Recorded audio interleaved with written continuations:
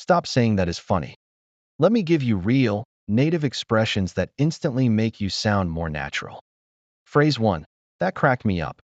Instead of saying that is funny, try this. That cracked me up. It's casual. It's natural.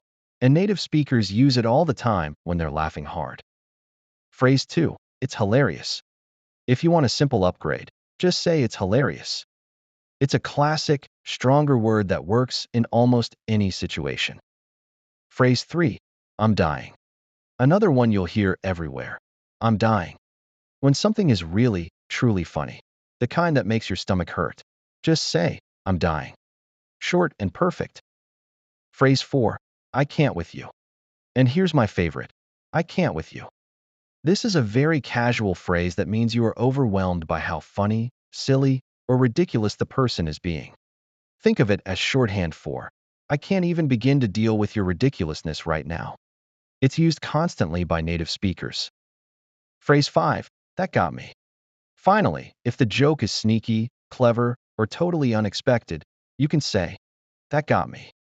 It means they surprised you and successfully made you laugh. So please stop saying that is funny. You have 5 way better options now. Comment which one you'll use today. Follow Piece of Cake Speak English for more simple, natural English every day.